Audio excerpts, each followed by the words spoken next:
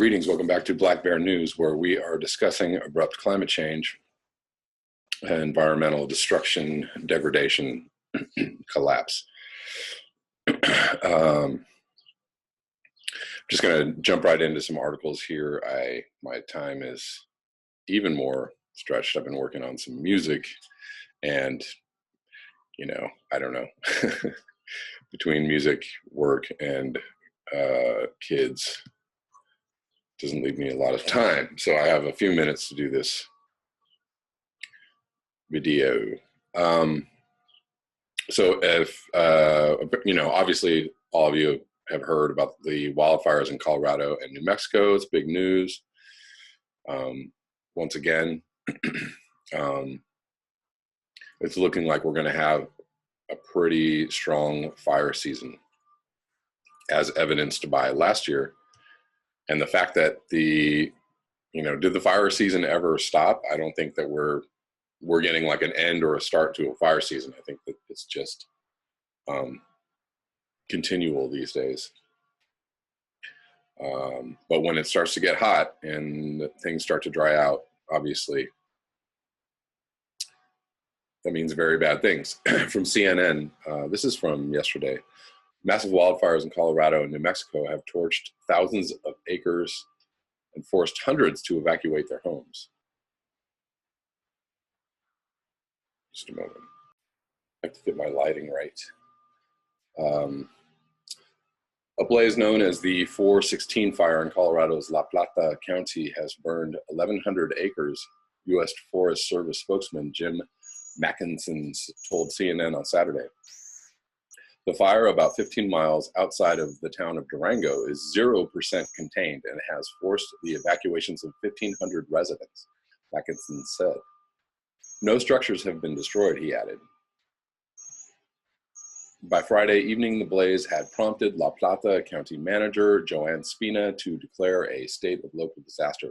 Grass, brush, and timber continued to fuel the fire on Saturday morning. The fire broke out on the west side of US 550, according to Forest Service update posted on IncyWeb, a government-operated multi-agency fire response site. That highway is closed as firefighters work to prevent the fire from crossing it. About 825 homes were under mandatory evacuation orders Saturday, and another 760 were under a pre-evacuation notice. Residents were told to be ready to leave if necessary. Temperatures in the area were still high, Mackinson said. Adding to the forecast for Sunday shows a 50% chance of thunderstorms. It should help, he said, but being that they are thunderstorms, they could cause another fire. And hundreds of firefighters battling New Mexico fire. A massive fire in Colfax County, New Mexico, had grown from 27,290 acres by Saturday morning and was 0% contained, according to IncyWeb. Nearly 450 personnel were battling that fire. A mandatory evacuation order was in place for the town of Cimarron, where 296 structures were still threatened by the blaze. Called the Ute Park Fire, IncyWeb said. Jim Smith told CNN he had noticed the fire on a hill above his home in the nearby village of Eagle Nest. At the time, he thought it was a small trash fire. It's been so dry here that once a fire starts in our part of the country, it expands rapidly, he said. By the time I got home in about 15 minutes, it was covering probably 4 square blocks, and half an hour later, almost a square mile. Smith and his family voluntarily evacuated, he said. It'll be another day or so before they'll feel safe returning home. So far, about 14 outbuildings have been destroyed at the Philmont Scout Ranch. According to the U.S. Forest Service, the ranch, which belongs to the Boy Scouts of America, had already been evacuated by the time the fire closed in on it. Forest Service spokeswoman Judith Dias told CNN on Saturday morning that the fire was roughly 3 miles from Cimarron and burning in that direction. High winds, which could exacerbate the blaze, were forecast for Saturday, she said. And also, as added fun stuff, vegetation fires in California. A vegetation fire in Laguna Beach, California has torched about 125 acres and is being fought by 75 firefighters, according to Orange County Fire Authority. No injuries or damaged structures have been reported in the fire that's been dubbed the Aliso Fire, but evacuations are underway in the top of the world neighborhood in Laguna Beach. By Saturday, about 1,500 Laguna Beach residents were evacuated. I had no idea about that. So obviously something to watch. That's big news. It's because I saw it on TV, so that means it's really big news. Moving on to Robert Scribbler, who's just been cranking out some great stuff, has a post titled "Stronger Storms in a Record Warm World, Looking Ahead to the Atlantic Hurricane Season 2018. No holds barred. 2017 featured the most devastating hurricane season on record for the North Atlantic Basin. More than $282 billion in damages were inflicted. The season produced the strongest storm ever in the form in the Atlantic, Irma. And another very strong storm, Maria, resulted in the loss of an estimated 5,000 lives in the U.S. territory of Puerto Rico. With human-caused climate change making the strongest storms more and more powerful, we ask the pertinent question: how bad will the 2018 hurricane season be? Already, we have seen subtropical storm Alberto form in the Caribbean and track northward into the U.S. Gulf Coast prior to the official hurricane season start. So indeed, like now that we don't have, now that fire season is kind of all the time, is hurricane season going to just be, whenever? Just watch out for a hurricane. The storm brought with it heavy rains to the eastern U.S., a region already reeling from historic flooding. One locked beneath a seemingly never-ending Matrix-esque pall of dark clouds, Alberto is one of the many recent early season storms, and it may be a harbinger of more intense storms to follow. Much warmer than normal sea surfaces are quite pervasive across the Gulf of Mexico and off the U.S. East Coast, and all over the world, right? In these regions, temperatures range between 1°C and up to 7°C above average in the most extreme instances. These nearshore, much warmer than normal waters will tend to fuel any storm that does approach the U.S. Excuse me. In addition, a fading La Nina could enable storm formation by reducing wind shear over the Atlantic. Lastly, combined high atmospheric water vapor levels and instability over the eastern U.S. and parts of the North Atlantic may aid in storm formation and help to fuel the storms that do gather. Odd Alberto tracking toward Lake Michigan yesterday. Alberto, as with many recent storms, maintained strength over land while dumping heavy rainfall, which is unusual. While not comparable to Harvey's all-time record inundation, Alberto is contributing to very severe rainfall over the eastern U.S. during late spring of 2018. NOAA, however, is presently predicting a storm season that is about average when compared to past years, and sea surface temperatures presently over the key storm formation zones running from the Cape Verde Islands through the Caribbean are cooler than normal. These cooler waters could persist into August and September, which would help to take the edge off of any storms that do form. Though climate change is producing a very clear trend of increasing peak storm intensity, it is less likely that extreme seasons like 2017 will occur back to back. However, human-caused climate change does have a tendency to produce unpleasant surprises, and the early formation of Alberto is no reassurance for even a temporary return to normalcy. Yeah, I don't see how we already have had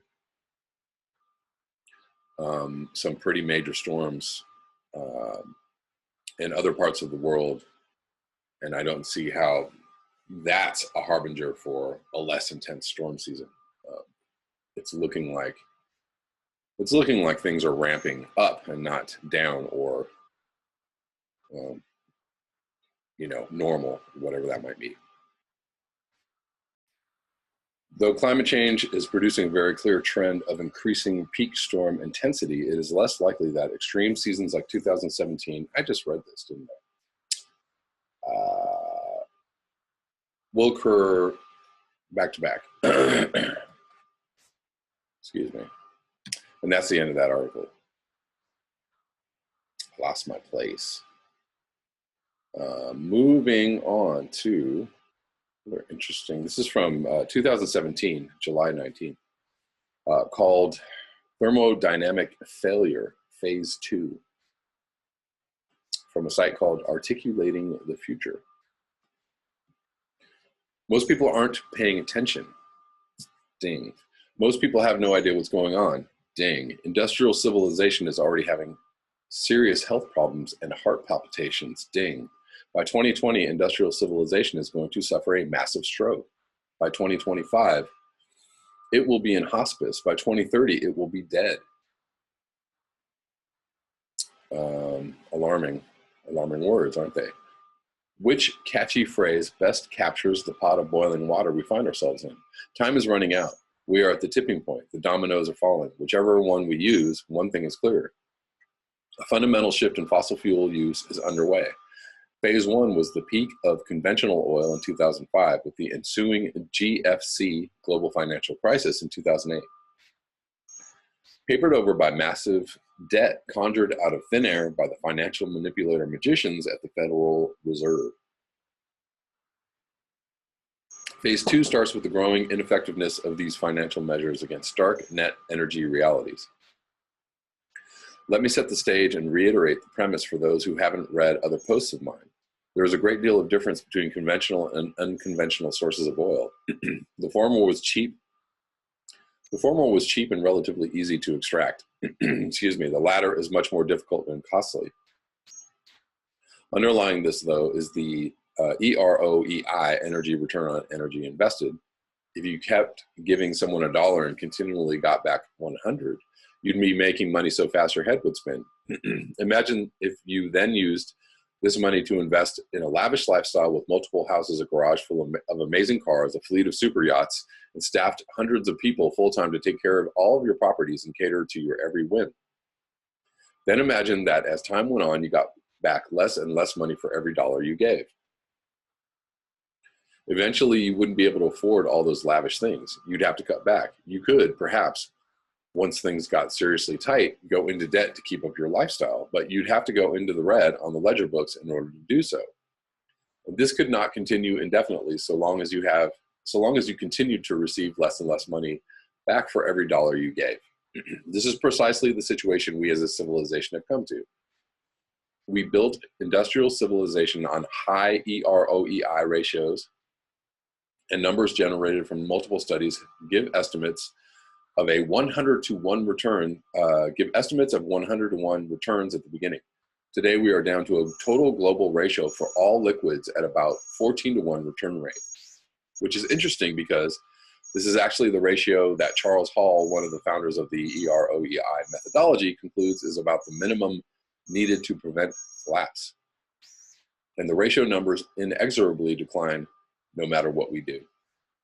After the peak of conventional oil in 2005, we were given breathing room for a total production peak through unconventional sources of oil, such as tar sands, shale, fracking, and deep offshore wells. But these sources are far more energy intensive to procure, as well as prohibitively expensive.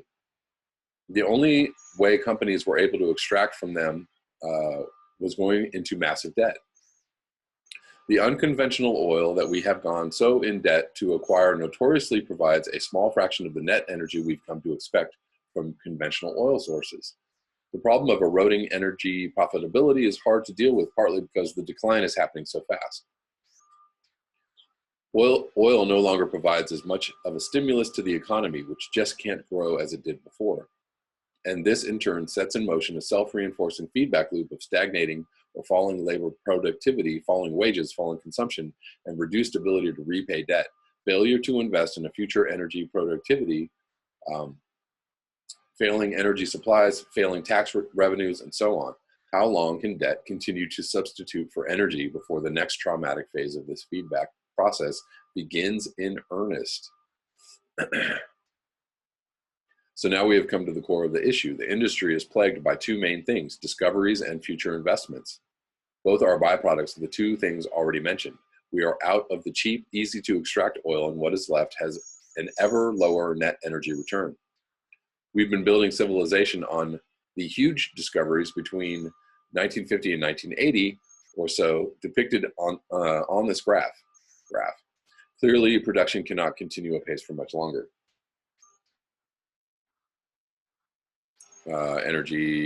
Oil exploration and production costs have been rising rapidly since 1999.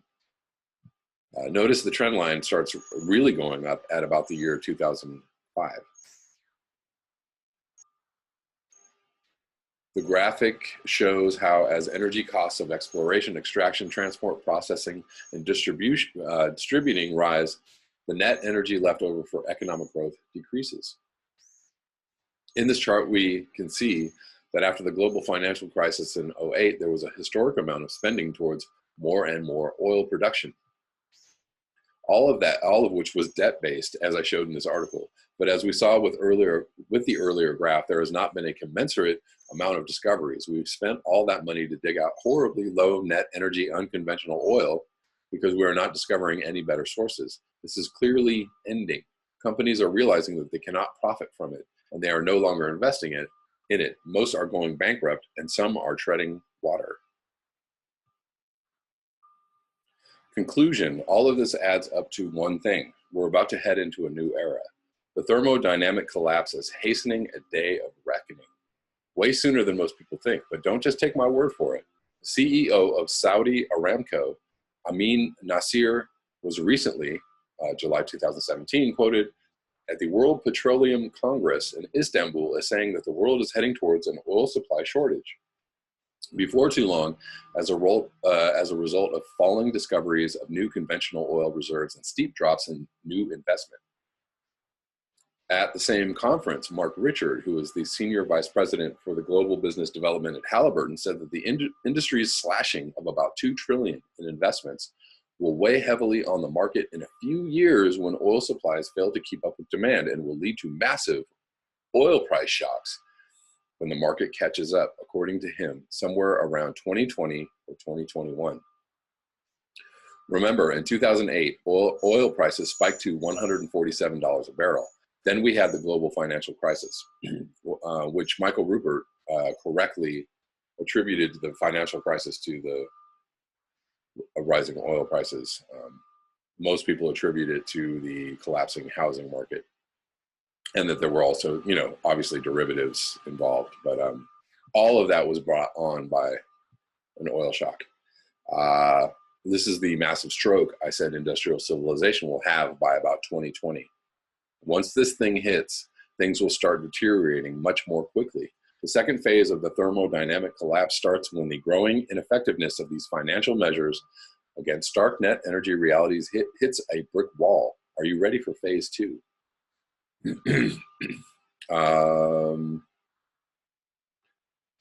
Very frightening prediction, and all too true, unfortunately, because we are, if you all saw the charts in the last few videos that were in a few of the articles, we are still heavily dependent on fossil fuels, obviously. I'm going to finish with this article, a bit of hopium. Ecotopia teaches low carbon living to Californians who aren't waiting for Trump to save the climate. And this may also help people who are going to be hit by an oil shock, right? If you have access to energy that other people don't, you are going to be in a much better position. A former Berkeley rebel is pushing off an off-grid revolution, fighting Washington's inaction one solar panel at a time. Hopland, California, on a hillside high above the vineyards olives grow and the meandering Russian River, John Schaefer has built a low-carbon paradise. The ranch home he calls Sunhawk brims with so much recycled lumber, hardly a tree had to be sacrificed in its construction. Recycled styrofoam walls backed by foot-thick insulation hold in the heat and cold. Even on 100-degree days, the air conditioning is natural, provided by a novel system that pulls air through underground tunnels and over a 10-foot deep core of cooling stones. Tell me more. Schaefer, a solar energy pioneer, powers his home with 2 banks of solar panels bigger than school buses, supplanted in winter by turbines that spin under the force of a seasonal creek.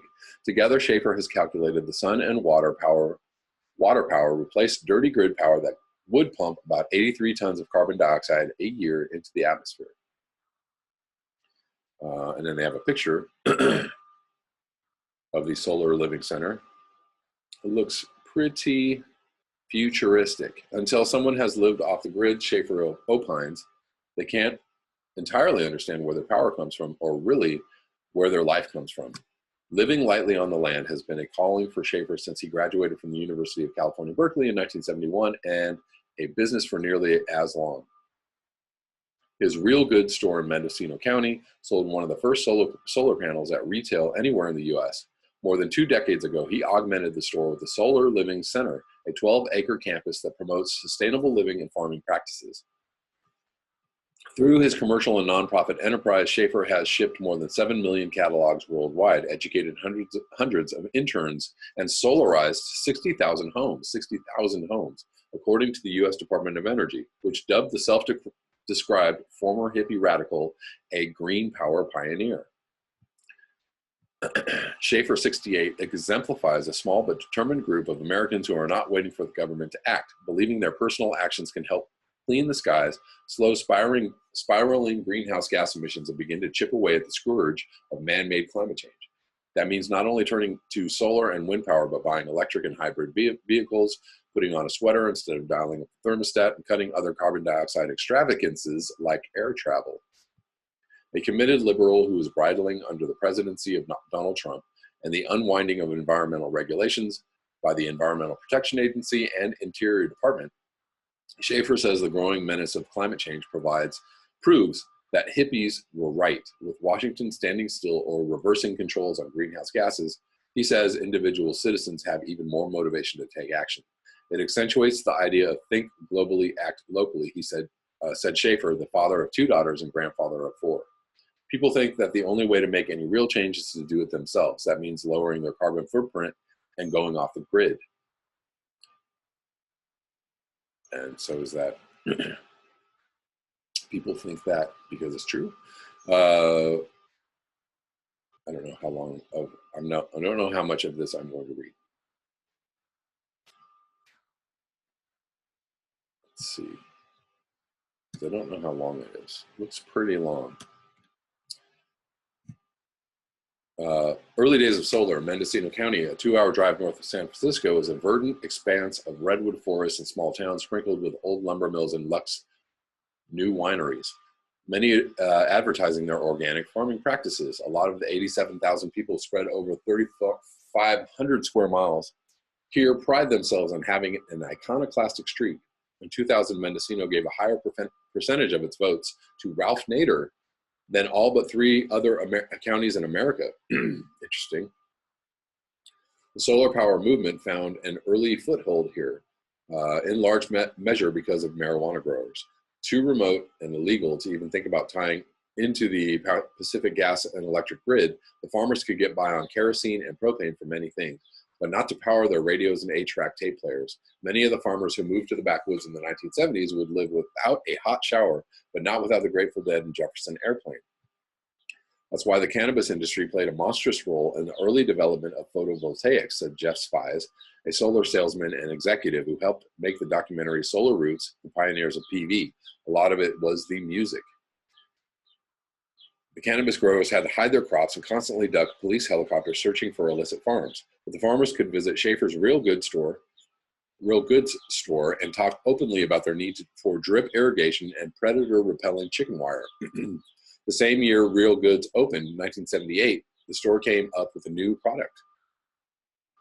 It was provided by an unexpected visitor who arrived one day in a silver Porsche representing an upstart North Hollywood enterprise called the William Land Company.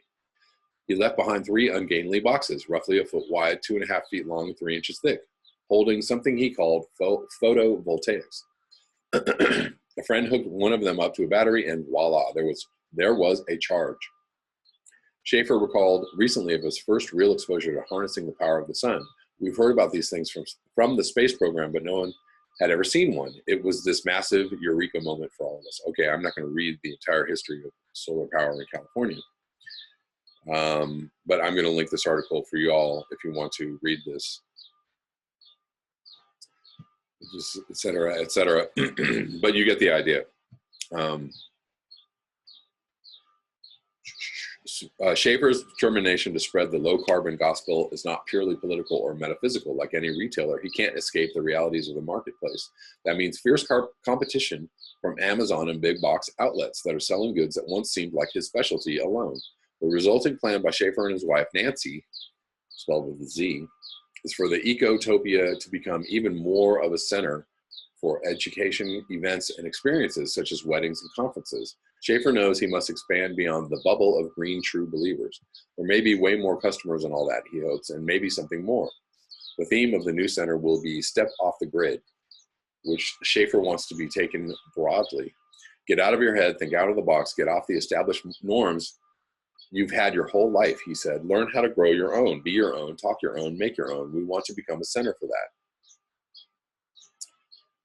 Good stuff, and I wholeheartedly concur.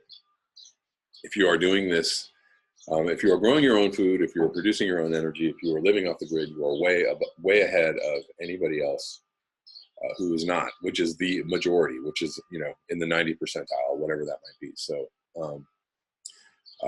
highly encourage everybody to do anything that they can to get off the grid and off the teat of the system. That's all I have for you today. Thank you so much for your eyes, your ears, and your conscience. Thank you for your wonderful contributions over the last few weeks. I've had some awesome donations. If you would like to donate to this channel, you can do so at the links below. Thank you all for the articles. I appreciate y'all continuing to send me stuff.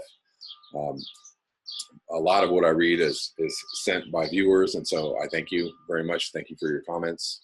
Until next time, peace.